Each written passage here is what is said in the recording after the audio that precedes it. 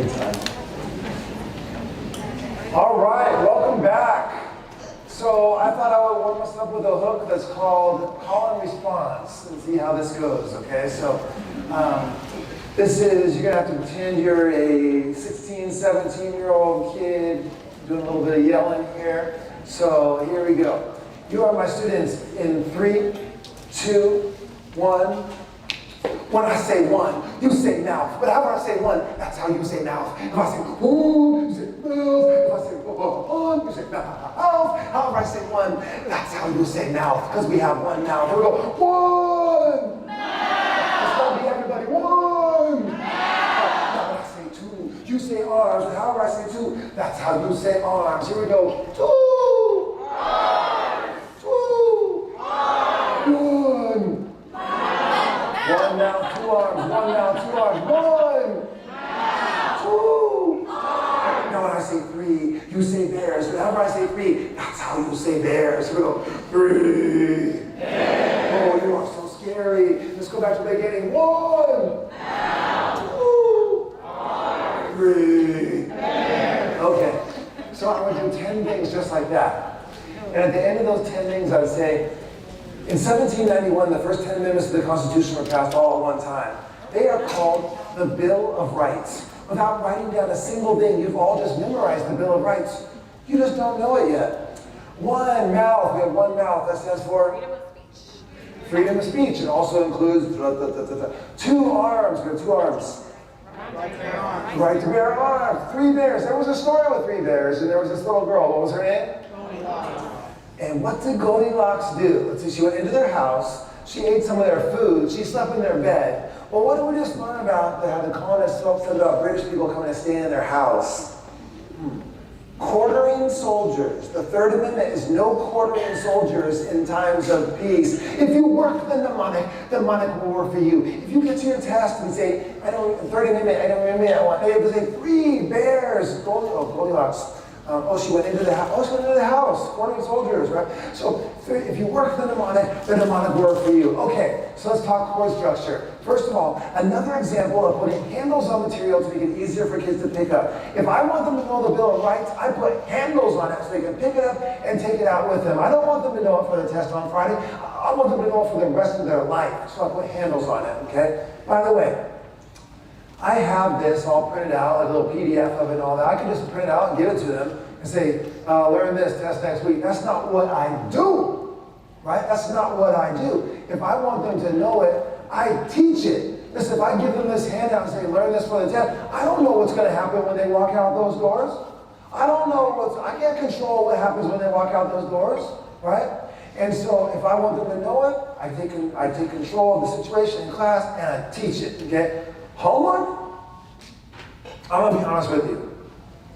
A lot of my kids barely have a homework, right?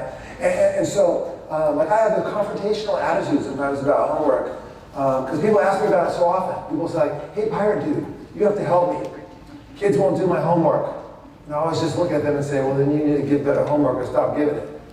And that talks to me in the stomach. But we'll talk more about that in a little bit. Okay, more chord structure.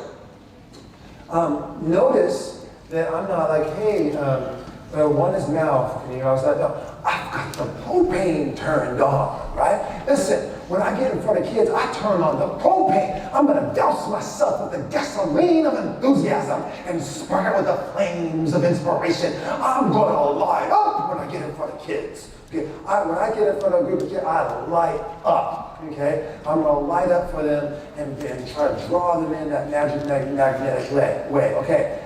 Another more chord structure. Call and response. Call and response has been used for generations to bring energy into groups of people, so it's something I use in my presentational toolbox. I'll give you 2 professions who have used call and response frequently.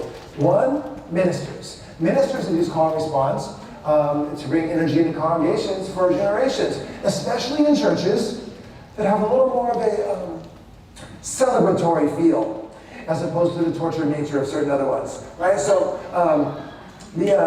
so like a kind of church service looks like a fun place to go spend a Sunday, like that kind of church service, right? And so why would a minister's tactics be of interest to me?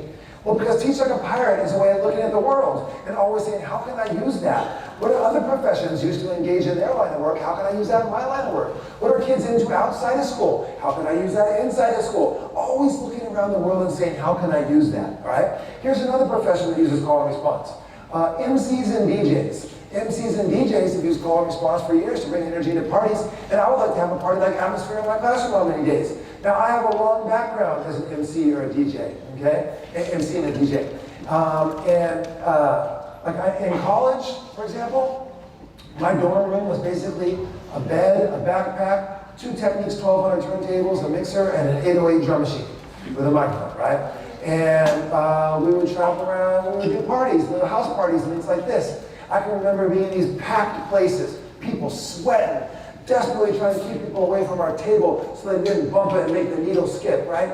And one person on the turntables, one person on the microphone. Now, this is gonna date me. I'm talking mid to late 80s. This is gonna date me. But like, I can remember getting out of these parties and be like, somebody say ho. People, oh. Somebody say ho. Ho. People, oh. Now somebody, anybody, everybody, scream. Oh, the roof. We won't do that one. If you don't know why, you better ask somebody. We would do different versions of that one, for example. Just for fun, we were doing call and response stuff, and we would do different versions just to mix it up, as much for ourselves as anybody else. I would say the things like the roach is on the wall. We could never be done. That's dangerous. We could never be done. When was the last time you heard a teacher say, I've actually got everything all set for the next few weeks? No, there's always something more we can do. Plus, we know how important what we do is. That's a dangerous combination because it makes us feel guilty at time that we spent outside of education. Okay? But every time I've honored my outside passions or been willing to develop new ones, it's always come back to inform my teaching. It's always come back to make me a better teacher because it's given me creative ammunition from other areas of life to bring back into my school system. Okay? And so Teach Like a Pirate is a very strange book. I'm going to tell you something strange about the book that maybe you haven't realized. There's not one single education book referenced inside of it. Not a single one. Not because I don't like education books. I published well over 100. It's because that's not where it came from. It was from the outside drawn in. It was my background as a coach, for example, influenced how I break down instruction and give feedback to kids and develop an inspirational component to my class, motivational. You know how a coach can get a team ready to knock down a wall coming out of the locker room? I can do that with my students. My background as a magician, influenced by a sense of staging and showmanship and incorporation of props and different things into what I do, right? My background as an MC, you tell me, by the way, my background as a marketer and entrepreneur, influenced how I sell, I'm pitching, promoting, selling my content, using sales and marketing techniques in my classroom. My background as an MC, you tell me, do you think that my professional development speaking style has been influenced by my background as an MC? I'm a person who's used to speaking in a fast and flourishy way on a microphone in front of people. And so it's influenced my speaking style. All these things have come together to create the best me. But Teach Like a Pirate is not about you teaching like me. Teach Like a Pirate is about you taking your strengths, your skills, your interests, and weaving them together with some of these human nature ideas that I talk about in Teach Like a Pirate to create the best you. So you don't have to be a somersault, cartwheel style teacher like me to teach like a pirate. You're going to be taking your strengths and talent and voice and weaving them together with the human nature hooks to create the best you. Okay? Does this make sense? Yes? Okay. I would like to do another hook for you. This one is called Student on Stage. That's really bad news for one of you, isn't it? Let's see. I need someone who's got a little strength to them.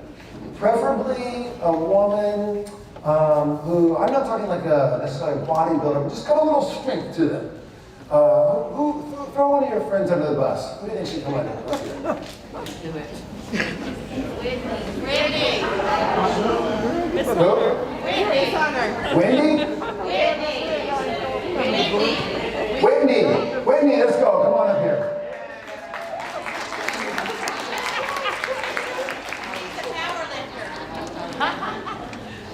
A power lifter? I am not scared. You come stand right over here? Thank you. Everyone give Whitney a round of applause. All right. Whitney, I have brought along a craft stick. It looks like a completely normal craft stick, but if I wave my hands over just like this and snap my fingers, it becomes absolutely, completely unbreakable. Please do not mock Whitney when she fails to break this, because as soon as she fails, I'm going to pass it to you, and you can pass it all up and down the rows for the rest of the time that I'm speaking. You can just like move it from row to row, and there's actually nobody in here that will be able to break it unless you put it on the edge of something and really put your weight down on it like that, because I've coated it with a substance that magicians use to make things that look very weak actually very strong. So it'll bend back and forth quite a bit, but it actually won't snap unless you really like use leverage, okay, on something. Whitney's a power lifter, so strong, but she can't break this. Good luck. No, you have to use your hands. Try.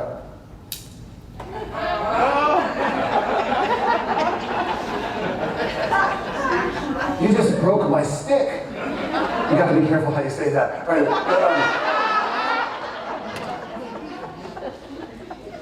That's messed up. Oh, okay. So it's going to be like that. Well, it's when two come together that the magic happens, and you don't need to go there with that one. All right, now, so now if I wave my hands like this, and I snap my fingers, now it does become unbreakable, because, oh, sure, you could break a stick. But when two of them together, and you can't separate it to do it, you have to be together. With two of them together, Whitney will not be able to do it. Good luck. Now you'll notice that she like really would not be able to do it because of that. You're starting to piss me off. I've got a funny feeling I'm not the first person to tell you that.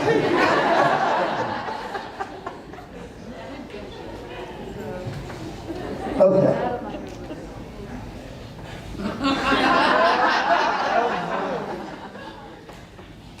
Give this one a shot.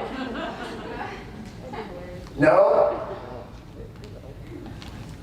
All right, check this out. So what you're saying is that one is easily broken. Even two, easily broken. But a bunch of things which are individually weak and easily broken, band themselves together, they become strong and powerful.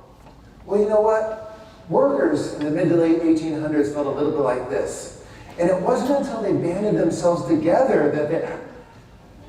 Oh, he's teaching us, right? Well, first of all, give Whitney a round of applause. All right, thank you. And you owe me 3 sticks. All right. So this is my hook. We're going to begin to discuss the movement to form unions in our country's history. Organized labor, okay, and forming unions. And I can't think of a better way to visually do this. Whenever you can take something that's abstract and make it visual, that's helpful for kids. Helps them process it and see it a different way, right? So I can't think of a better way. Individually, easily broken. Even though it's the same thing, just when banded together, now all of a sudden it's powerful. And it's like hard to break, it has leverage, right? And so this is kind of the whole principle behind unions in our country's history. And so I'm taking something abstract and making it visual. Science teachers know this. Sometimes you can talk about science here, glue in the face. Sometimes just showing them the principle, and they go, oh, I understand this now, right? And so try to make things visual. It's another one of the hooks, is to do visual representations of things and that start off as abstract. But let's talk more chord structure. First of all, obviously, there's a student on stage. People love to see their peers come up on stage and be a part of things, right? But not only that, there's also a challenge aspect to this. I'm saying, you can't break this, right? And she's probably thinking, I'm going to snap the crap out of that, okay? But what you're thinking is, it sure looks like that should be easily broken, but he is a magician. I wonder what's going to happen here. And then she breaks it. And you don't look at Whitney. Who do you look at? Because I just got shown up. And how much do kids love that, right? It's like, oh, Mr. Burgess, what's up, right? And then I bring out the second one. She breaks that. It's like, oh, what's up, B-Dog? like they're like, oh, I'm on the spot. And then, oh, but wait, look who gets the last laugh, bring out this one. And then other people in class are, let me see that. And they want to try to go at it, right? And we have this whole thing. And then, with no transition, Whitney's still right up here, workers in the mid-1800s will live like this. It wasn't until they banded together, oh, and I make that must-have takeaway. If they learn nothing else, I want them to know this key point right then at the peak moment of engagement. And then we're going to excuse Whitney off stage, and we're going to continue on with our lesson.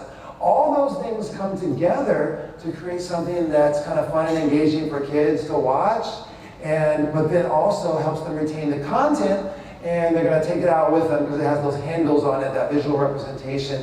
When I say like, hey, what's the purpose of a union, forming a union in our country's history, and they can go back to this example and talk about that leverage that comes with numbers and all that kind of stuff like that. Okay, so I'm trying to do that with as many parts of my content and curriculum as I possibly can. Add that presentational aspect, and then add those hooks, those handles to make it easier for them to pick up and take with them and understand too at the same time. Yes, yeah, cool, yeah? Okay, are you ready to see the A of pirate? Yes.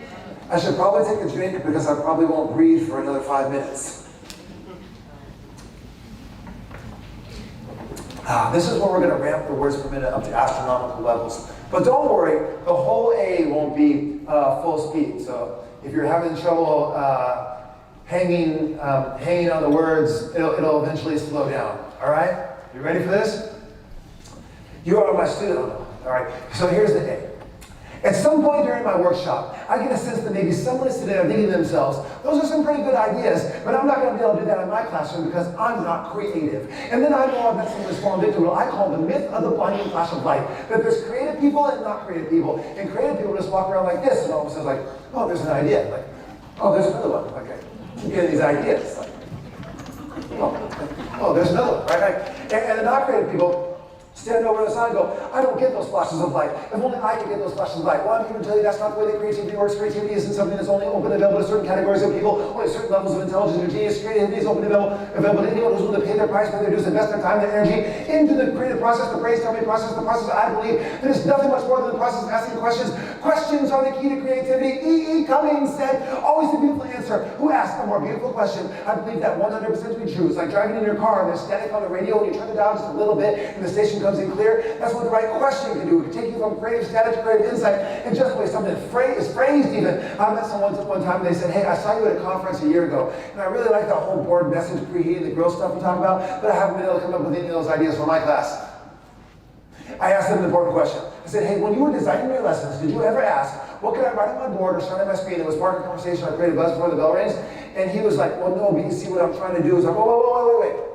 You never even asked the question. That's how this works. It doesn't come with some flashlight. There's work to creativity. There's process creativity to creativity. Like if this is a lesson that you're frustrated with because kids aren't engaged by it, we would take it up here and we would put it through the creative process. It might sound something like this. What can I write on my board or shine on my screen that was spark a conversation or create a buzz before the bell rings? What can I do in my room to create a little mystery, a little intrigue as they're walking in? How can I transform myself into a character to more powerfully teach this lesson? How can I add a kinesthetic activity to get every kid up and out of their seat at least once during this lesson? How about an artistic component to give them a little chance for some creative expression? Can I add some choice or autonomy into this lesson? Make it like a choose your own adventure style lesson? How can I use the amazing power of silence? Can I use Pictionary in order to teach this? How about I don't say anything and I open it charades? How can I get my charades? How can I get my students outside my four walls for this lesson? Where would be the perfect place on campus to deliver this lesson? What's going on in current events right now that got this? What's going on in the pop culture scene that all my kids are following? Is there any way I can incorporate that? What's the app that kids are obsessed with right now? I wonder if I can use that. I would just start pummeling it and bombarding it with question after question after question. And if you took the time to slow that down and actually answer those questions, you could create something that was wildly and outrageously engaging. Have you ever seen the show Pimp My Ride?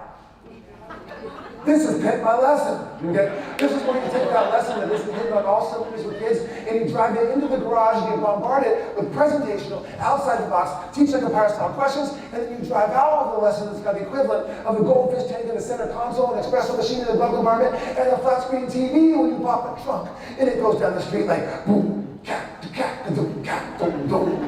and kids are over inside going, I want to ride in that. And that's what we want to do, create the kind of lessons that kids want to be a part of, that kids want to ride in. Now I'm about to get pumped up, but I'm not there yet. Now when you begin to ask questions like that, your brain will begin to seek answers in the environment around you, even subconsciously. It sounds like magic, but there's neuroscience behind this. The brain is the greatest filtering device in the history of the world. It literally filters out the majority of our environment, and it brings us things that it deems to be important to us. Let me give you an example. I'm in the minivan stage of my life. A few years ago, I came to the realization, oh my gosh, I've got kids, I gotta get a minivan. This was shocking to me. I never considered myself a minivan driver, didn't know anything about minivans, couldn't recollect having been inside of a minivan. Did a little online research, went to the Honda dealership and test drove a Honda Odyssey. Didn't even know theirs was called Odyssey until that day. Went across the street to a Toyota and drove a Sienna. Didn't even know theirs was called a Sienna until that day. Went to a couple other places, went back to Honda, negotiated and bought a Honda Odyssey in silver. An amazing thing happened on that day. On the day I got my Honda Odyssey, thousands of people across San Diego all got Honda Odysseys. Because now I saw them everywhere. I'm merging into traffic with a Honda Odyssey. I'm behind a Honda Odyssey at the stoplight. Later that week at the store, I parked in between two Honda Odysseys. 3 times in my life, I have actually opened the door to someone else's silver Honda Odyssey, right? And had that awkward moment where you see someone else's stuff, but it takes a minute. Oh crap, I'm over here. I know you know this, but I'm going to ask you anyway. When I got my Odyssey, did everyone else get their Odyssey on the same day? Blasphemous. So then why didn't I see them? Don't say because you weren't looking for them. Because I didn't drive off that lot that day going, let me see if I can find some Honda Odysseys today. No, now they just appeared to me. We know they were there before. So why didn't I see them? Because they weren't important to me. They weren't a part of my life. They weren't something I was engaged with. But as soon as I got an Odyssey, as soon as I made it part of my life, as soon as I'm now engaged with Honda Odysseys, they left that generic category of just other car on the road around me I'm trying not to hit, and became their own separate category of a little Odyssey like mine. The same thing is true of creative ideas for teaching. We are literally walking right through the middle of unbelievable ideas that we can add into our classroom to make school amazing for kids. But we too won't see them unless we're actively in the pursuit of them, unless we've made it important to us to add these moments and elements to our class, unless we've said, here's my content not good enough, how do I make this memorable, how do I make this come alive, how do I create an experience around this? And once we make that part of education important to us, then our brain says, oh, that's the kind of stuff you're looking for, right? That's the kind of stuff you're looking for. And it'll be able to find it. It's like tuning your brain to the right frequency. And then you'll be able to pick up on ideas all around you. But the work comes first and the inspiration second. Okay? The work comes first, the inspiration comes second. So I kind of lied to you. Because you will get those flashes of light. You will get ideas out of the blue. But only after engaging in the creative process on the front end. Work first, inspiration second. Okay? And that's the way this works. Now, this is the part where I'm going to get fired up. There was a woman who worked at my school. She was a very nice woman. But she doesn't teach there anymore. She was teaching the same clientele as me. And she was struggling mightily. Like they were eating her up. And she was about to have a nervous breakdown. I mean that seriously. She contacted me and she said, hey, you know, I know you're having some success with those kids because I hear them talking about your class. Would you be willing to sit down and talk to me about these ideas? Well, this was like a dream come true for me because I love to talk about these ideas. And now here's someone from my own school who works with my student population who wants to talk about it, right? So on the next collaboration day, we got together. And in the first few minutes of that conversation, she said 6 words. They get me so fired up, I can't even possibly express it to you. In just 6 words, she said 2 entirely sinister things. Now, when she first said those 6 words, I actually said thank you, because she was giving me credit for a character trait considered desirable in our society, but it didn't sit right with me. And then walking away from that conversation, it hit me why it didn't sit right with me, and I've been fired up about those 6 words ever since. In fact, I haven't spoken to an audience for the first time anyway, since that day years ago, without doing the 6 words. Like if I get booked to do like a 60-minute keynote or something, I do the 6 words as a part of it. Apparently you can say a lot in just 6 words. In fact, my blood pressure is ramping up right now, just getting ready to tell you the 6 words. Now, some of you are probably thinking, just tell us the 6 words.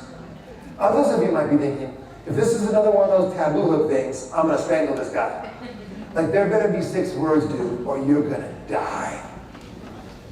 There are 6 words. They do get me fired up. And this is what she said. Now, it's worth noting that storytelling is one of the most powerful things that you can do in any classroom. Storytelling and the techniques of masterful storytellers, dramatic build, tension. It's no accident that many of the great religions on earth have used story to transmit messages, because they're emotional, powerful, memorable, right? So weaving storytelling into everything we do is the important thing. Let's go back to this story. Here's what she said and why I'm pumped about it. The 6 words. Now, when I first say it, some of you will get it right away. Others of you will have more of a, those are the 6 words, kind of reaction to it. But we'll get everyone onto the same page before we're done, okay? For real this time, this is what she said. It's easy for you. You're creative. Let me say that. It's easy for you. You're creative. The first sensory thing she said is in the first 4 words. She said, it's easy for you. Really? It's easy for me? So in 4 words, she has dismissed and discounted 17 years of hard work, 17 years of brainstorming, 17 years of filling notebook after notebook of ideas, most of which sucked, 17 years of lessons that blew up in my face, 17 years of walking into the class with something I thought was wonderful, only to see it fall flat and have to adjust on the fly, 17 years to build a class that'll have kids knocking down the walls to get in, 17 years to build a class that'll have a girl crying in the counseling office and she gets transferred out, 17 years it took me to build this class. Easy for me. Yeah, I was just walking down the street one day and the Rosie the Riveter outfit jumped on me, right? The 50s teenage girl with the poodle skirt and the saddle shoes, I had that stuff in the closet already. Right? Every single part of it, I had to work for. It wasn't easy for me, just like it hasn't been easy for you to build your class to the level it is right now. It's not supposed to be easy. It's supposed to be worth it. That's just the first sinister thing she said. The second sinister thing she said comes in words 5 and 6. She said, you're creative. Well, now, what is she implying by that? She's implying 2 things wrapped inside of one. First, that creativity is just something you have or you don't have. Therefore, you bear no responsibility in the matter. And oh, by the way, she just is not. Thereby excusing her for not putting in this same hard work that I did. Excusing her for the fact that students aren't learning up to their potential in her room. Excusing her for the fact that her class sucks. Excusing her for the fact that students leave her class with less of a level of learning, instead of more of a level of learning, which is what we're shooting for. It's not okay. Bless her heart. Now, I'll tell you why I say that. I always tell people I feel guilty telling this story, because I know I go tough on her. Plus, I don't know where she is. I'm always afraid that like a hand's gonna go up. Like that's not what I meant. Like, oh, you're in Louisiana now. All right.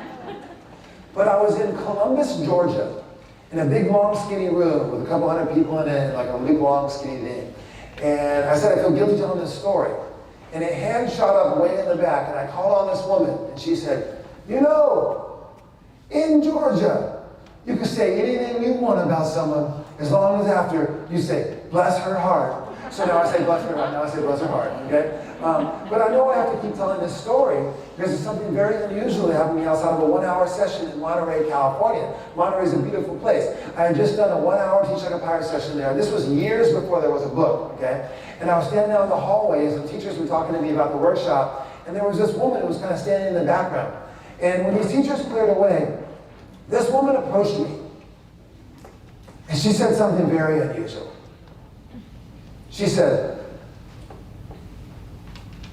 would you like to know what they're saying about you in the women's restroom right now? I was like, of course. Right? And she said, well, a woman walked into the bathroom after your session and with her friends. And when she got into the bathroom, she was telling her friends that when you told that 6-word story, she felt like you socked her in the stomach and knocked the wind out of her. Because the whole time you had been presenting, she had been saying a similar thing in her mind. Like he's like Mr. Magician, creativity, rapper guy, and I'm not going to be able to do this kind of stuff. And when you told that story, she realized in a sense you were talking about her. And she said she was going to try this questioning, this brainstorming process to see how it goes.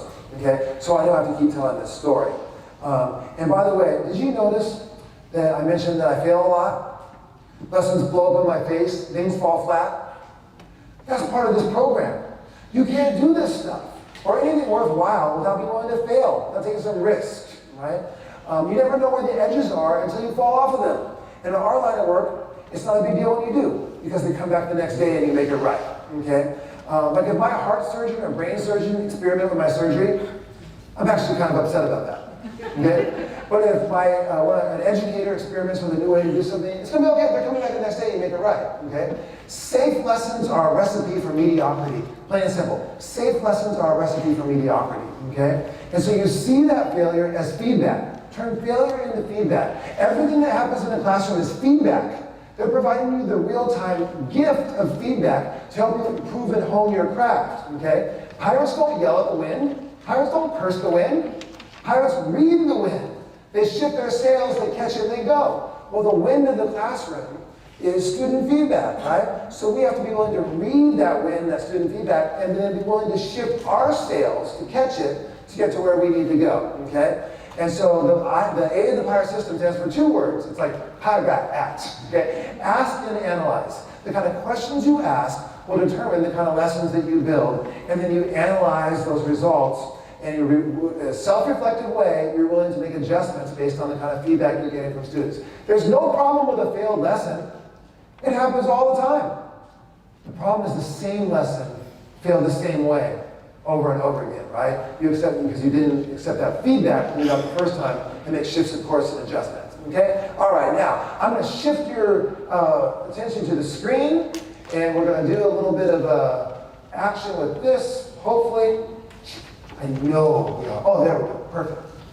I'm going to go deep diving into creativity a little bit with you in those questions and all that kind of stuff, and give you several different ways to look at creativity that hopefully will be helpful as you're working on what you're going to be working on for this school year, okay? So creativity is this word that's got all sorts of baggage associated with it. What does it mean? What does it mean? It's hard to grasp. It's hard to define, right? Let me give you some of the baggage of creativity. Some people think that creativity is just like, whoa, hey, come on now.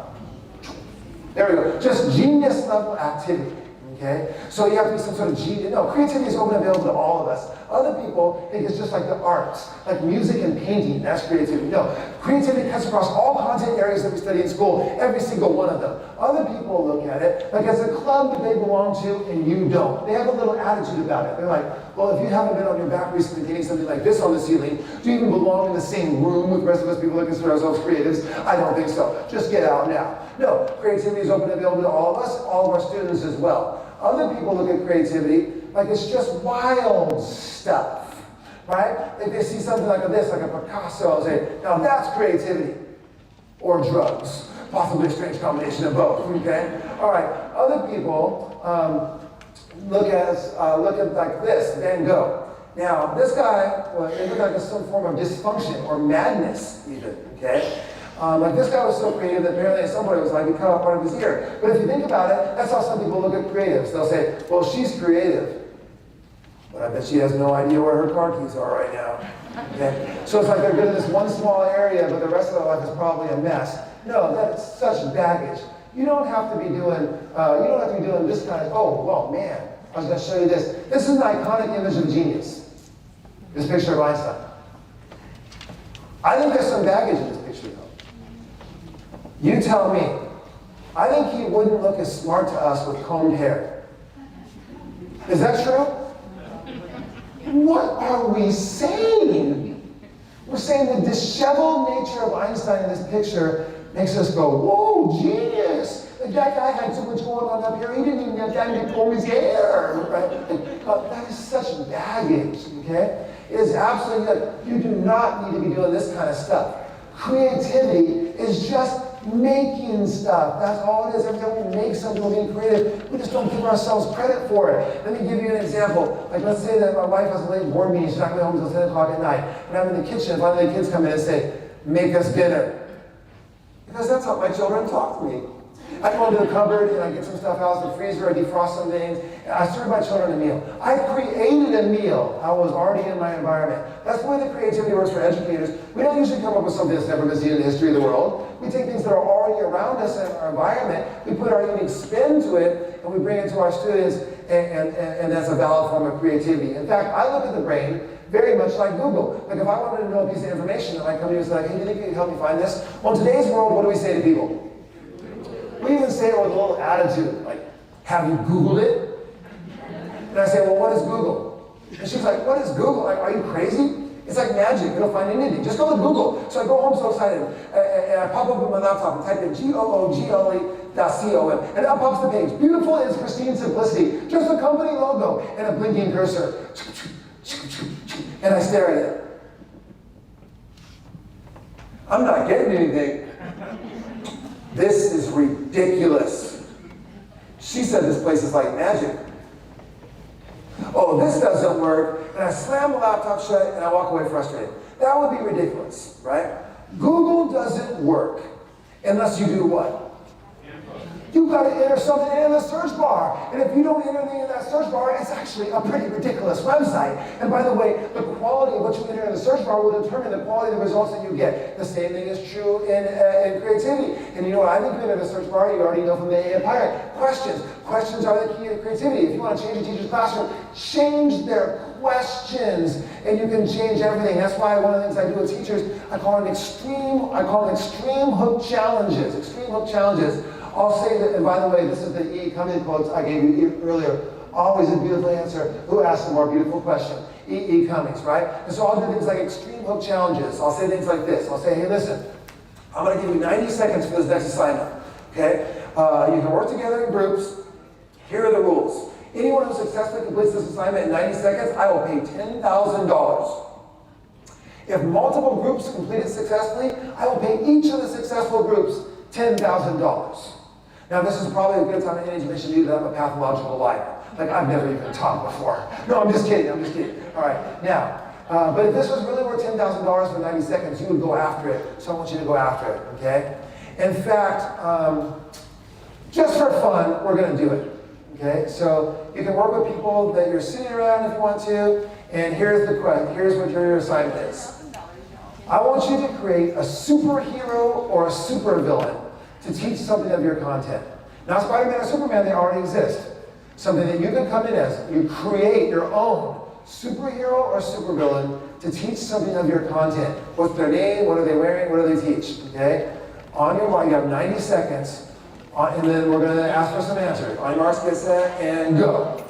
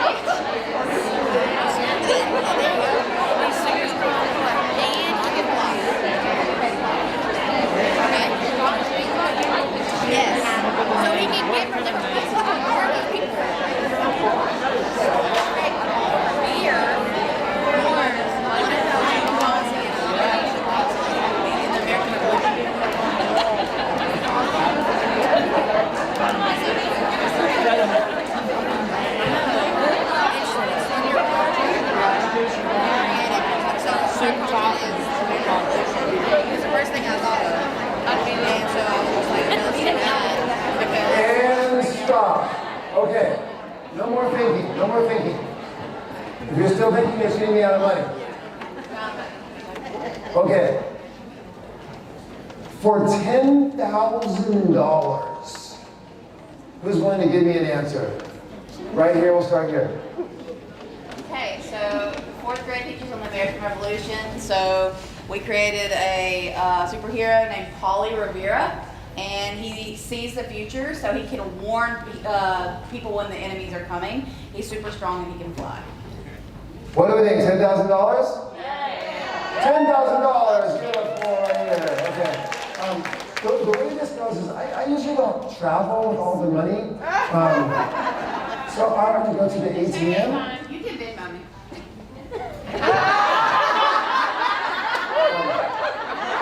to the ATM, and then I'll meet you in the parking lot around 1 p.m. Okay. Okay, all right. So fantastic. I saw a hand right back there. Yes, sir. I'm ready. Okay, so I'm the bass director. Oscar, we call the music man. Get ready for fun. So, his weapons, he has a big sweetie chord that he fights people with. Most of his powers are sound based, but his ultimate move is called 76 trombones. Oh. This music man. And so, he just summons 76 trombones that rain from the sky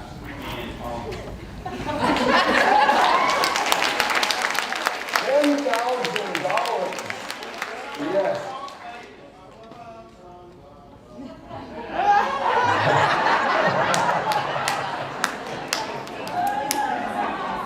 I'm giving 11,000. A little music at the end, 11,000. That's $1,000 right there. All right. So I don't want you to get cheated out of that. So 1 p.m. parking lot. Don't be late. Okay. Sounds like we're setting up a fight, right? Okay. Who else has one that they would like to share? Yes, sir. we have a hero in the world. Perfect. I love that. Multiplication graph. You can multiply so fast that computers can't keep up. Nice. Nemesis is the vision dog. Whoa, I like it. Awesome. $10,000? Wait, what about an outfit? The outfit, well, he has the X, and vision dog has the vision sign. $10,000. By the way, everything's better with a cape and tights. I recommend that. Okay, all right. Okay, now, okay. Anyone else have a superhero or supervillain they want to share? Yes. Astonishing Adam. He has The astonishing Adam? yes, he has all the molecules and the pom-poms on his shirt. Molecules all over, little pom-poms. The astonishing Adam, teaching the periodic table. $10,000. Here we go. All right. 10, 20, that just cost me $40,000. All right. Now, $41,000. They're not going to let me forget that $1,000. Okay. Hey, so here's the key thing. You could go your entire career without creating a superhero or supervillain to teach something of your content. But then look what this room just did in 90 seconds. 90 seconds. Why? Because we asked a different kind of question. Right? It's not that we don't have creative teachers. We have unbelievable creative teachers. It's just sometimes we're not asking the right kind of questions to lead to that creative output. Questions really are the key to creativity, all right? Now, just for fun, like I've done things like this, I do all sorts of like I say, like you're driving to school and you get a call from your principal. The principal says there's been infestation of the school site. They've had to tent the building and fumigate it. Can't get inside for any reason. But we don't want to lose the attendance money, so they've contracted with a warehouse outside of town. And so you get to the warehouse, you have nothing, everything is tinted up, you have nothing with you. Concrete floors, concrete walls, no windows, no furniture of any type in your warehouse room, right? And the kids are going to arrive in 90 seconds. You open the door, you find a box sitting in the center of the floor. You realize your entire teaching day is dependent upon what's inside this box. You make your way over, you lift the lid, and you find it filled to the top with nothing but Legos. All shapes, colors, sizes, and Legos. The kids are arriving in 90 seconds, and you have to teach your curriculum. How are you going to teach today using nothing but Legos? And teachers connect and collaborate, right? All sorts of cool ideas. English teachers are like, hey, we're going to have them write it. They're going to come up with a story and illustrate the story with this. We've been reading the book, and they're going to choose a scene from the book and create something from the book. All the blues are going to be nouns, and the reds are going to be verbs, and these are going to be adjectives and adverbs. You have to grab a set of Legos and then create a sentence out of it, right? We have social studies teachers saying, hey, I want you to represent something from the historical time period that we're studying.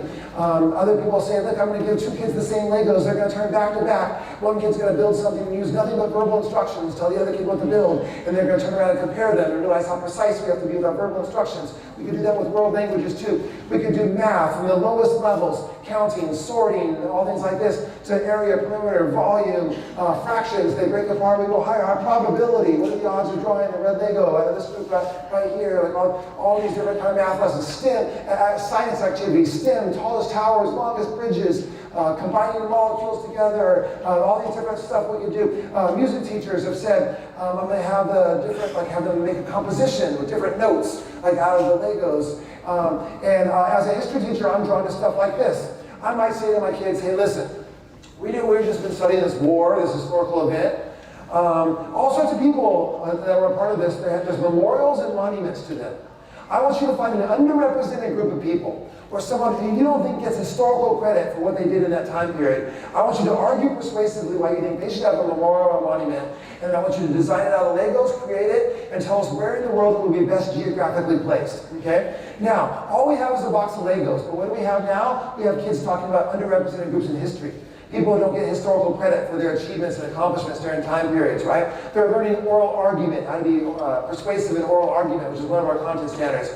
They're doing some designing and building out of the Legos, hands-on, and then thinking about the world in a geographical way. All of that out of a box of Legos. Again, you're not going to go home one day and go, oh, I think I have a Lego teaching idea. But if you ask that question, your brain will come up with that answer. It's a paradoxical thing about creativity. Many people think that freedom leads to creativity. Often it's the opposite. Constraints and restrictions often lead to creativity, right? Like we know this with kids. Have you ever said to a group of kids, hey, for this next project, you can choose the topic and the format, go. What would happen? They'd be like paralyzed with choice. They wouldn't even know where to start, right? If I said to you, I want you to design a wildly outrageous lesson for the first week of school, ready, go. Well, where do you even start? But if I say it has to incorporate Play-Doh, or it has to use pipe cleaners, or Legos, or whatever it might be, then your brain has a path to go on. You'll think about all the different ways that you could use pipe cleaners in your curriculum or to do an intro activity or whatever it might be, right? So sometimes that's why the questions are the key to Teach Like a Pirate system. The centerpiece of that book are those center questions, 130 different questions or 170 questions, I think, in that center part of the book that'll give you a start to that brainstorming to get your brain thinking down certain paths to generate ideas. Okay, all right, now, those superheroes and supervillains, by the way, okay? Let me give you some examples of things I've heard that just kind of cracked me up. And by the way, I think I'm going to add this music man with the 76 trombones. All right, but anyway, so English teacher said, I'm going to be MC Grammar. I'm going to come in parachute pants and be like, it's grammar time, okay, right? Another English teacher says, I'm going to wear a tracksuit and running shoes and headband, all this stuff, and go right into class speaking at run-on sentences. Run on, man! That is until you run into the punctuator with the utility of the punctuation marks. Whoosh, whoosh, whoosh, to battle run-on man, right? A math teacher says, I'm going to be the fractionator, a supervillain that breaks things apart. And we were trying to come up with costume ideas. Here's what I came up with. I'm like, whoa, hold on. Your costume should just be parts of stuff. Like 3/4 of a cape, 2/3 pants. You just gotta make sure you get the right 2/3, right? Half your socks, like everything's gotta be in fractions, right? Another math teacher says I'm a superhero, supervillain battle, much like this right here. It was like the multiplier versus divisor. I think it's like they hate each other's guts, but in a strange twist of fate, come to find out they're related. Oh my God. The Recyclosaurus eats up recyclables, poops out new products. Okay, that was an environmental studies teacher. Okay, another English teacher says, I'm going to be the contraction. I'm going to dress like a con. Like I hide in the shadows. But when two words walk by, I jump out, smash them together, rip out a letter, leaving a scar. That apostrophe scar is deep, right? Again, you're not going to come up with a superhero idea unless you ask that question. Questions are the key to creativity. But, whoosh, you got to be careful what you ask for. But let me tell you a story. My youngest child was in kindergarten, and they were doing this project where you incubate eggs and hatch baby chicks. Oh my gosh. They were so excited about this project, they couldn't wait to see these baby chicks. They've been animal lovers since the day they were born, right? Well, one day, the door of my house was open after school. Oh, by the way, they were graphing the temperature in class and making predictions about when the eggs were going to hatch doing this kindergarten level scientific work, right? One day, the door of my house was open after school. My child runs in, Daddy, all the chicks have died. No, I'm just kidding. God, that was so dark. Why did I say that? Anyway, they ran in and said, Daddy, I want to write a book about chicks. I'm like, oh my gosh. The teacher one moment in my own house, I come up come to the office, right? And we went and we got copy paper. I showed them how to fold the copy paper over and make a little turning page booklet. We got markers, color pencils, crayons, and they drew pictures inside. With my help, we wrote everything they knew about chicks inside in little chapters, right? Now I have to add this again. This is a child that to this day, 17 years old, It's like pulling teeth to get them to do homework. But in kindergarten, they worked for hours on this baby chick book. And it wasn't even an assignment. Why? Because they were interested in baby chicks and writing baby chick books. Oh, sorry, that's part of that homework stuff again. I apologize. All right, now, back to this. They came to me with the book all done, but the cover was blank. It was completely blank on the front. Like, Dad, I don't want to draw the picture on the front. I want to put a real picture of the chick's on the front. I want it to look nice, like it could be in the bookstore. Like, come to the computer. I love the teachable moment. Type in google.com.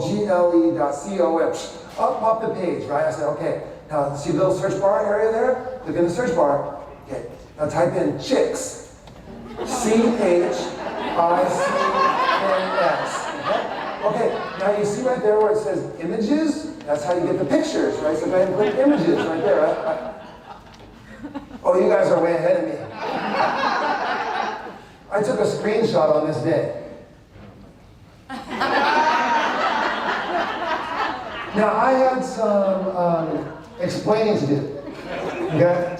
Because I had to talk to my child about double meanings of words and different things like that, right? Because there are some chicks out there, but there's also some chicks. Okay? And I'm just going to turn this to the next slide because that gentleman's got his phone up to take a picture. Okay, okay. Now, so the questions really are the keys, my whole point behind that, right? So that's why I want you to use that center set. That's the real practical part of the book that I hope that you'll return to over and over again when you're designing your lesson, okay? Here's another way to look at creativity as alchemy. Alchemy is this principle that people used to believe in, where you would take elements that in and of themselves are very low value, and some magical way you combine them, you create something of high value. We don't believe in alchemy as a science anymore, but I believe in it as a creator, okay? And so I'm going to give you some examples of this. And you're like, please make that thing, I need drop me. Okay, all right. So I'll give you some examples. So first of all, me. I want to tell you my background. My first job as a human being was working for John Wooden for 3 summers at the John Wooden basketball camps in Thousand Oaks, California. Okay, so for 3 years, at the formative time of my life, I got a chance to work with John Wooden at his basketball camps and see him do his pyramid success every week with the new campers and their parents on the first day, and interact with the campers and us as the assistant coaches and counselors and all that kind of stuff, right? And so, and maybe the greatest basketball coach of all time, or certainly one of them, right? In the conversation. And then my first job in the school system was I was hired as a basketball coach, didn't even have a teacher credential. Loved working with the kids so much, I went back to night school, got my teacher credential, and became a teacher. Eventually got so obsessed with the teaching, I left the coaching behind. Now, what's my favorite month? March. Because of March Madness, right? So as a Teach Like a Pirate style teacher, I'm forced to ask myself, how can I use that? Remember, Teach Like a Pirate's way to look at the world. How can I use that? Okay? And so what is it about March Madness that draws millions of people in?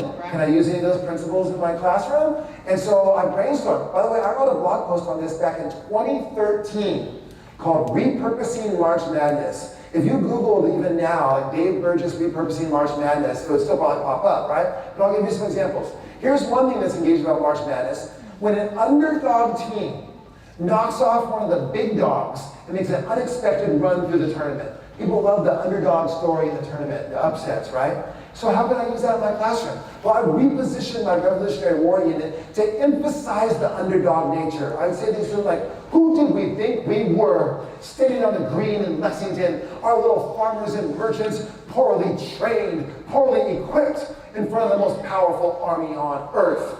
Nobody thought we could win. In fact, people mocked us. But then I tell the story of how we rose up and defeated England and became a country. I can get them so pumped, they're ready to knock a wall out. USA, USA. I can get them pumped. I even have a song I sing about it. But first, let me talk to you about singing and dancing in class. I'm for it. I'm a huge proponent of it. Now, before you say, no, you don't understand, I can't sing. Let me just tell you something. If you can't sing, that's way better. Okay? That's not an excuse not to do it. That's a reason to do it. Like if you can dance and you dance in your classroom, whatever. If you can't dance and you dance in your classroom, that's way more engaging for a kid. Okay? All right, so I don't want to hear the excuse.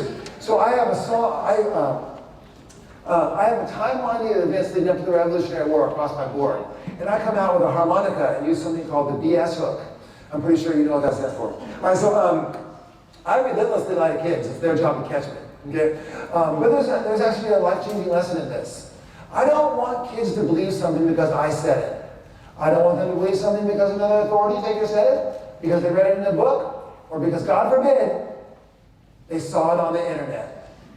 And man, do we have a lot of adults that can learn that right now, too. Okay? And so I think we have a media literacy crisis in our country. And so we need to be teaching media literacy across all grade levels, every subject, learning how to process information, detect bias, tell the difference between propaganda, fact, fiction, all these things. We should be teaching that intentionally. Can't expect kids to know these things. Like, we should be teaching it intentionally, right?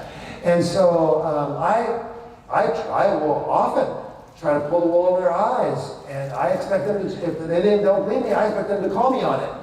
And some people think that's defiance when the teacher gets questioned. Hey, listen, in today's world, it's critical thinking. It's a survival skill in today's world to question authority sometimes, right? And so I encourage that. I actually encourage that in my classroom. Okay, now, I come out with my harmonica and I tell this whole story about how I used to be a singer in a band, and then I left because I like teaching so much. And you know how I'm telling you to honor your outside passions? Well, to honor one of my previous outside passions, I would like to sing for you today. And you see my kids go, oh my gosh, I didn't know that about Mr. Bridges. He was in a band, right? He was a singer. All right, now I know I've got them. So let me just get the right key. That's not quite it. Okay, that's perfect. And then you see my choir kids go. And then I sing for them. Now, I actually really do have not only a horrific voice, no ability to carry a tune, but also my voice is completely thrashed right now. But it doesn't matter. I'm going to sing for you, even though I can't sing.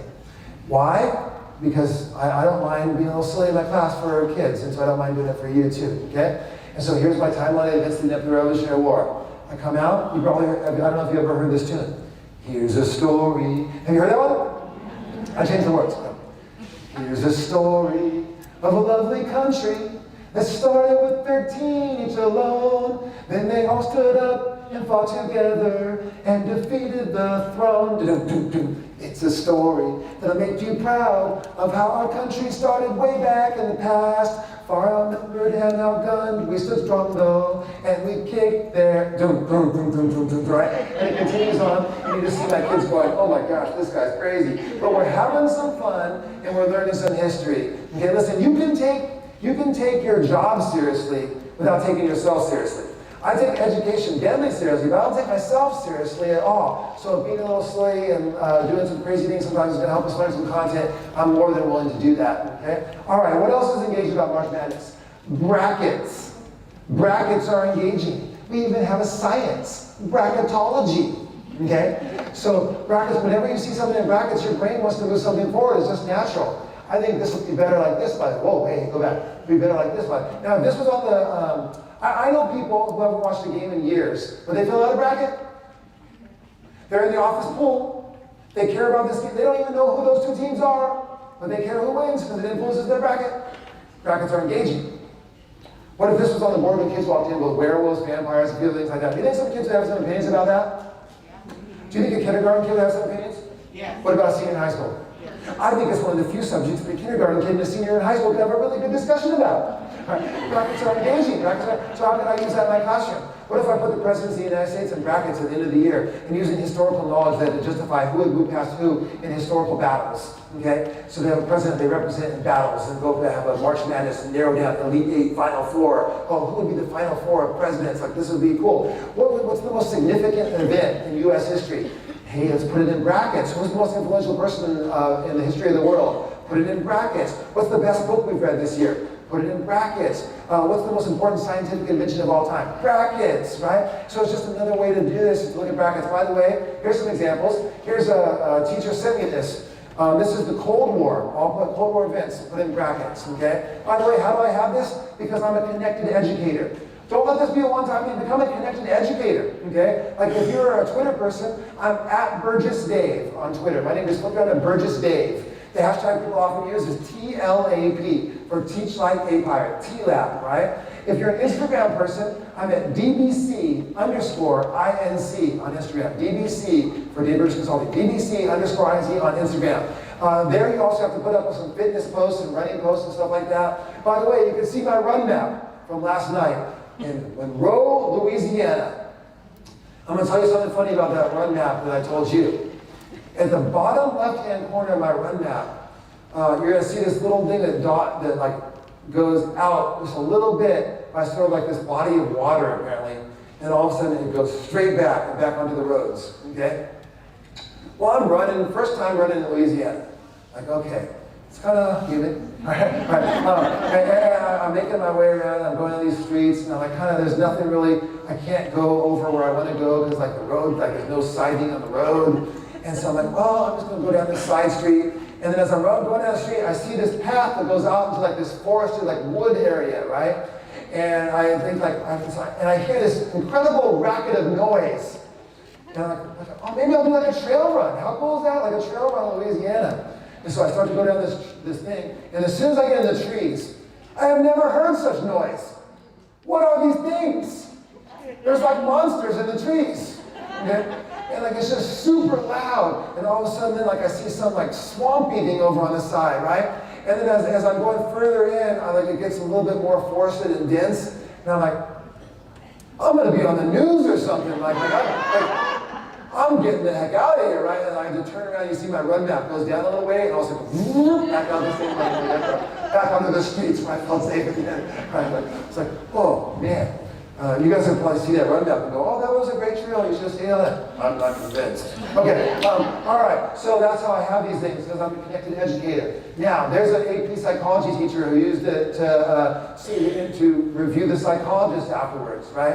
And so these are all different ways that you use March Madness. But it's not just March Madness.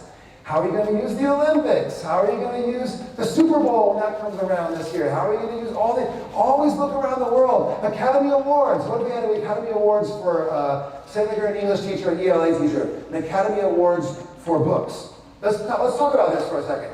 Okay, let's do categories. Book of the year, author of the year, best male character in a book, best female character in a book, best plot device used by an author, best scene in a book, best setting for a book, right?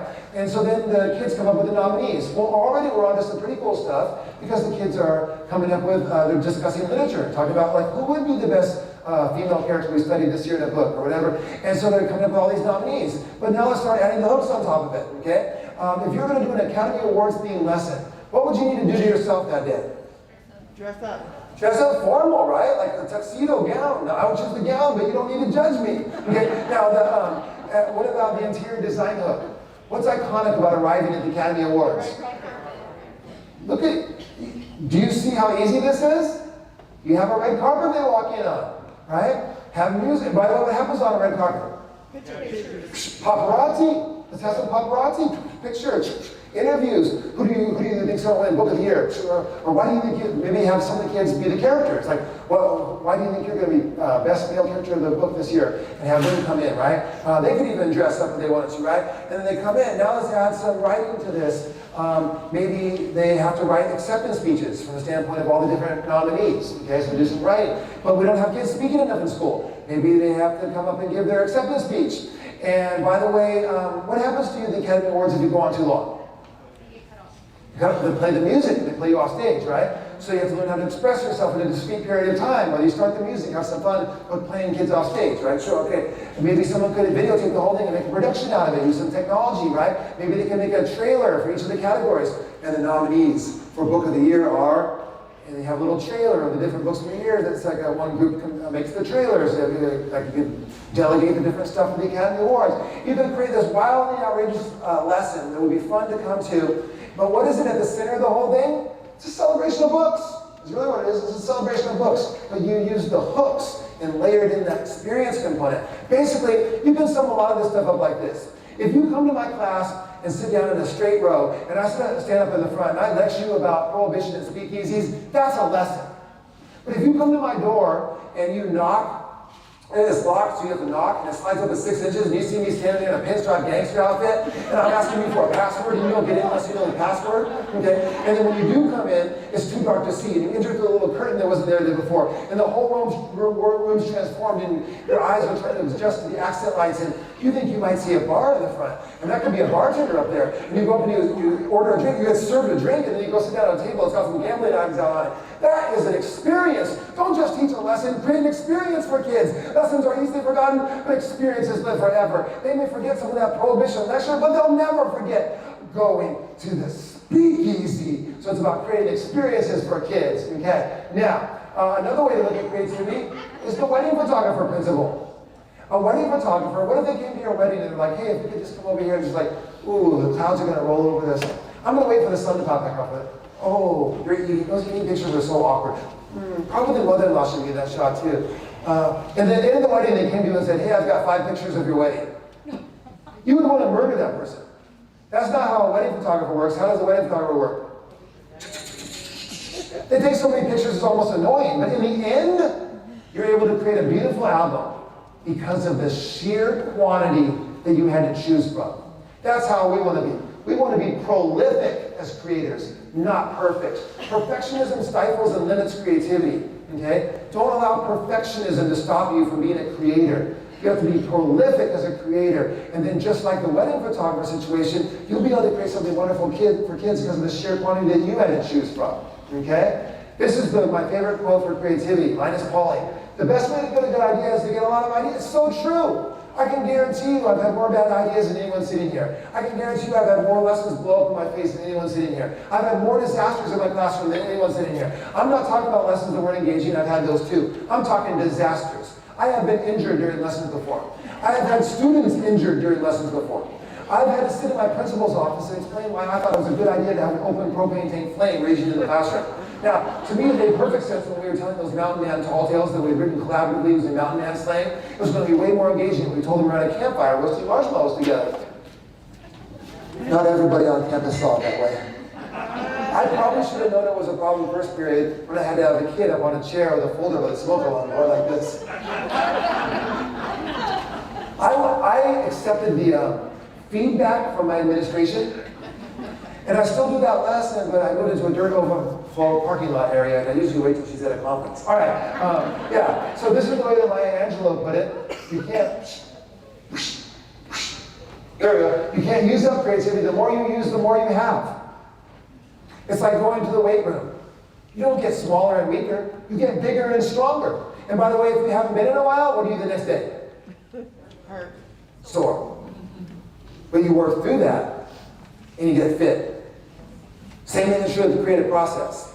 You might be mentally frustrated and sore when you try the brainstorming process in the book, but you keep working through that, and you get better and better and better at these things as they go, okay? You have to be willing to have those multiple iterations. Why do you think they call it WD-40? It's the 40th try. Why do you think they call it 409?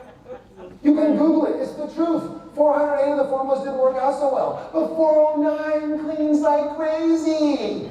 But how many teachers won't just try one new thing, or they try one thing and it doesn't work out that well, and so they never go back to it. Like they try technology for the first time, and the system goes down that day. They're like, see, I told you technology doesn't work. Right? No, you have to go through multiple failures, multiple iterations in order to come up with something amazing, right? So you have to be willing to do that. The 5-word GPS. This is something that I'll challenge you for leaving today, okay? And that is that I would like you to come up with 5 words that you would, like if a kid at the end of the year, the last assignment was, I want you to write down 5 words to describe your time in my class. What 5 words would you want? If you did a word cloud of it, what 5 words would you love to see huge in your word cloud? What about if you are a bus driver? What are the 5 words, if we said, hey, well, how was your experience on the bus this year in the school system? What 5 words would you like kids to use? What if you work in the cafeteria? What would you like them to say about their experience with you in the cafeteria this year? They go on just 5 words. What would they be? Teachers, what 5 words for your class? Administrators, what 5 words would you want your staff to use to describe your leadership that year? How about your parents and their interactions with your school community?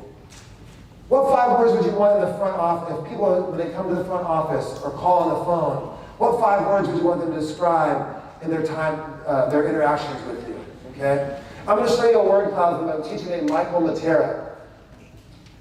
This was actually from students. Okay? Look at these amazing, suspenseful. Think about how big exciting would have been if all those kids up at the top left, the row exiting, would have known how to spell. Okay? Right. Intense, unique, different, memorable, right? Like, what a cool classroom this guy must have. So what would be the 5 words that you would want? Okay? What would be the 5 words that you want? All right. And this kind of goes to the big part of this too. One of my favorite quotes of all time from Maya. Many people forget what you said, they forget what you did. People will never forget how you made it. How do you make kids feel? Okay? How do you make kids feel? Now I'm going to go to a math example for you. Where are my math teachers at? I'm going to throw this one out for you before I tell one story and end on the T of Pirate. This is the mullet lesson. Give all credit to Matt Baudry for this lesson. This is not my lesson. He's a co-author of The Classroom Chef, which we published, all right? And so kids walk into class, they see this. Now your eyes are drawn to the bottom right. It says, which is the better mullet and why? How do you even answer a question like that? Well, first let's talk about what a mullet is. A mullet is business in the front, party in the back. Okay? Now, actually that picture on the left was taken not too far from here. Now,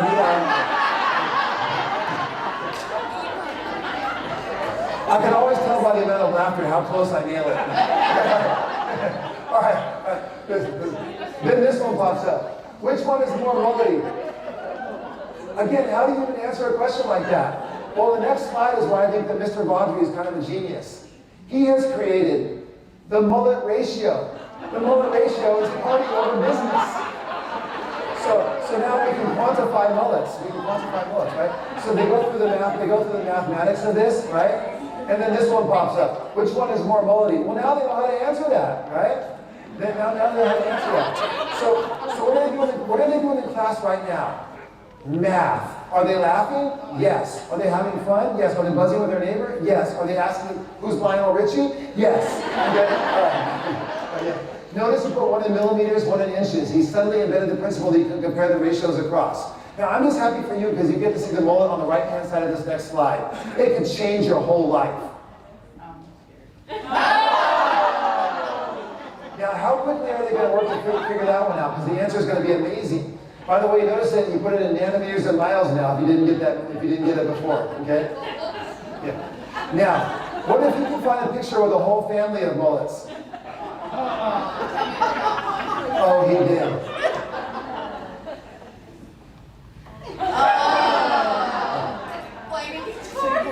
Measured in cans of hairspray, flavored guitars, and pixie farts. Okay? Now, that laughter you hear in here because of those measurements, do those measurements influence the math in any way? Does it influence the content standard he's covering? That's entertainment values added around the edges. Teach Like a Pirate is not anti-curriculum, nor is it anti-standards. Teach Like a Pirate is saying that's not enough. That's where we start. That's the bare minimum. Now we go further, we make school amazing for kids. So it is not anti-curriculum nor anti-standards. It's saying we're going to do that, but we're also going to go further and make it amazing too. Okay? All right. Now, by the way, he's got a worksheet for you to put your top mullet scores, more mulls for you to figure out. And by the way, if you're a Teach Like a Pirate style teacher and you're doing this lesson, what do you need to do to yourself on this day? If you're saying wear a mullet, I'm going to give you 75% credit. If you're saying shave your head into a mullet, that's full credit. He grows his hair long in anticipation of this lesson, shaves in the mullet, comes to school, and looks normal, shaves his head that night, looks normal the next day. That's commitment to a lesson. It's a commitment I can no longer show, but that's a different story. Okay, all right. Now, I am going to end on one story and then the T of Pirate. So I was in a town in Texas to Winter Olympics one year, and I said, how are you going to use that? And the grade level team went crazy for it. They came out on a Monday and said, on Friday of this week, you're going to need socks. Not the socks you're wearing. Extra socks. In fact, it's so important you have socks on Friday. Start bringing them in tomorrow just in case you forget. What do the kids immediately want to know? We know what that is now, right? Preheating the grill. Make that content sizzle, okay? All week long, the grill's getting hotter. Friday is to the kids, it's sock day. They're like, what are we going to do with the socks? The teachers played cool, did a few other things. Then finally, a teacher came to the front of the room and said, Please clear off your tables, put everything away. And take out your socks. Can you imagine the electricity that run through that room at that moment? The kid's like, oh, with their socks on. Right. Now, let's add another hook on top of it, the safari hook, getting outside the four walls of your class. Okay? Just the idea of getting outside the four walls of class in class time is wildly engaging for a kid. Go out into the hallway. Now let's add another hook on top of it, the kinesthetic hook, movement. We do not have kids moving enough in school, right? Let's get them up and moving more as a part of our lessons. Now, there may be some restrictions now with like COVID and stuff like that, but generally it's going to be moving more as part of our lesson. Now, what they had done is they had taped Olympic speed skating lanes through the hallways of the school on the waxed down floors. In order to be speed skating, your feet had to be sliding flat. You couldn't run down the hall, so you didn't, they had little socks on their feet or little pads they could get onto. So you can do the lane a couple times next to each other, a couple kids next to each other, stopwatches, ready, go! Off go a couple kids, through the hallways, back around the other side, around the other side, stop! How fast was Ashley? 24.67. How much faster is that than Sarah? That's math! Now there's a little subtract decimals out to 100 position. Hey, that's this group over here. Put your scores in order, please. Oh, now we're comparing and ordering decimals. Hey, tell us the difference between your fastest time and slowest time. Oh, now we're subtracting decimals. Let's get an average for your group. Oh, now we're adding decimals up. If you looked at the content standard they covered for their Texas grade level for that part of the unit, it was, I can compare, order, add, subtract decimals. If you ask any kid walking out of that class on that day, hey, what'd you do in school today? They'd be like, Olympic speed skating! Any content area, any grade level, you can use these ideas to make school amazing for kids. And I'm going to ask you 3 questions about that lesson. Question 1, do you think that would be kind of a fun lesson for a kid to go through? Yes. Yes! But that's not all! Question 2, do you think that would be kind of a fun way to teach sometimes? Yes. Yes! But that's not all! Question 3, do you think that lesson will be memorable for a student? Yes. Yes! So yes, this is about making school fun for kids. Yes, this is about creating the kind of work environment that's fun to come to, where you get to express your love, your joy, your creativity as a teacher. But also, it has the educational justification that it flat out makes learning stick when we don't just teach a lesson, but create a experience instead. And so now I end on the T of pirate. It stands for transformation. I'm trying to transform education for my students. I'm trying to transform what they believe is possible in their life.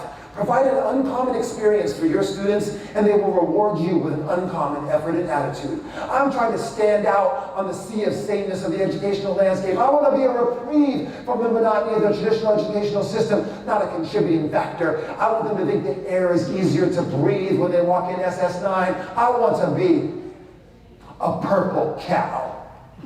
That's a Seth Godin marketing term. He wrote a book for marketers called Purple Cow, where he said in today's world there's so much competition and noise in the marketplace, you can't be good anymore. You have to be remarkable. Like if you have a product and it's good, there's 30 other products on the shelf next to you that are good. You have to be remarkable. I think the same thing is true in education. Our kids are hit with so much noise. There's so much competition for their engagement in the world today. We can't be good anymore. We have to be remarkable. This isn't about designing lessons that are bearable like the dentist office. This is about creating schools that have kids running to get into them instead of running to get out. I don't use the medicine approach when it comes to positioning education, but a lot of people do. It sounds like this. Little girl's got a Costa, she's got the Costa over her hand. She says, Mommy, I don't want to swallow this because it tastes bad. And the mom says, oh, I know it tastes bad, honey. But the doctor says you need to swallow that to get better. That's how some people position our product of education.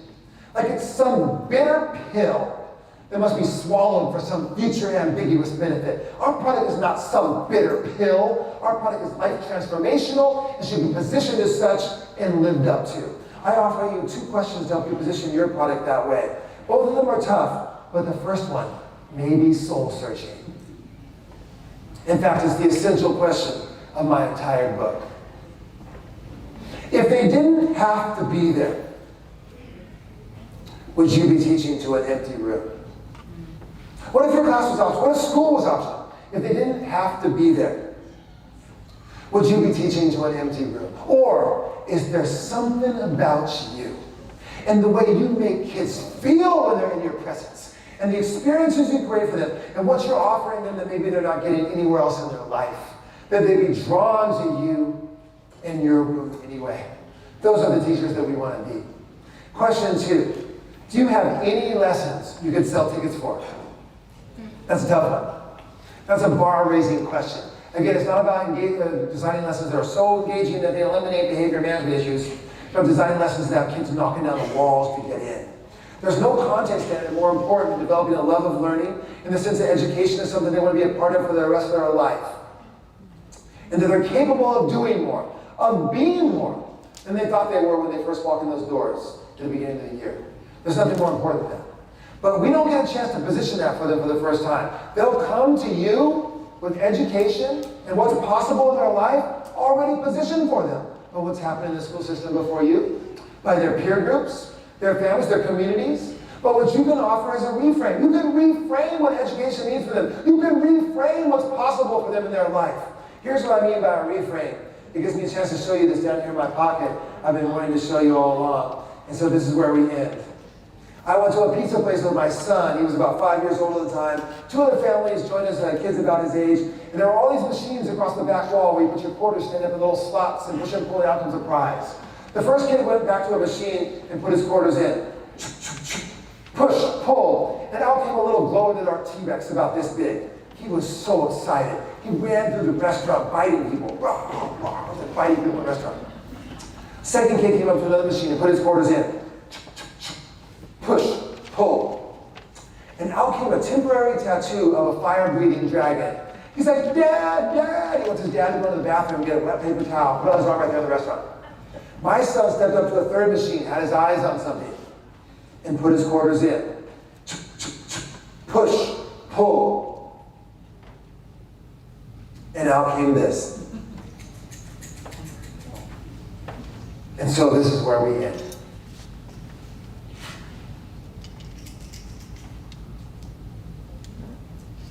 He couldn't get the top off, so he handed it to me, and I popped the top. He reached inside, and he pulled out a little heart bracelet. Glow-in-the-dark T-Rex, fire-breathing dragon tattoo. My son got a little heart bracelet. I now have approximately half a second to reframe this experience for my son, or he's going to have a legendary meltdown. I don't always come through, but this time I did. In real time, as he pulled the bracelet out, I said, "Pirate treasure! Yes! Yes!" Running through the restaurant, so excited. I'm here to tell you that one of the most important things that we do as educators, and one of the most important things that you'll do in your career as an educator, is to take your content and education in general, that for a lot of our kids starts off like little heart bracelets. And then use the power of passion, creativity, energy, enthusiasm, and turn it into pirate treasure for them. I want to thank you so much, and I wish you a fantastic start to your career.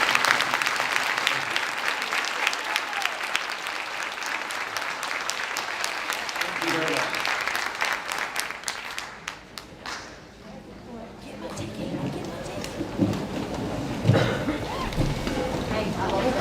I don't know about you, but I have no makeup on. I laughed until I cried. Thank you so much for this.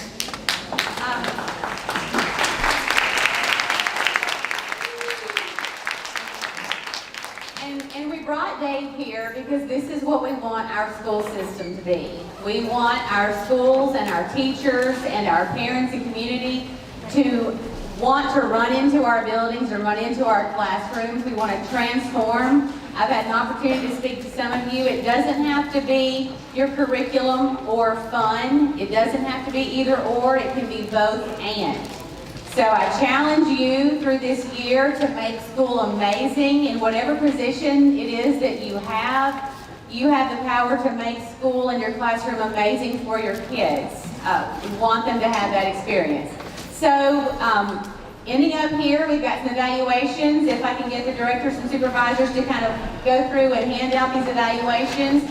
We want to know what you liked about this and what you're going to do with this information so that we can continue bringing speakers like this to Caldwell Parish. And then as they pass those out and you have those finished, if you'll just, I guess we want to have somebody at the back or front, wherever you need to finish off, we'll just put those here. And then go ahead and get out your tickets. Go We'll draw for our door prizes, and then I want to remind you that the First Baptist Church is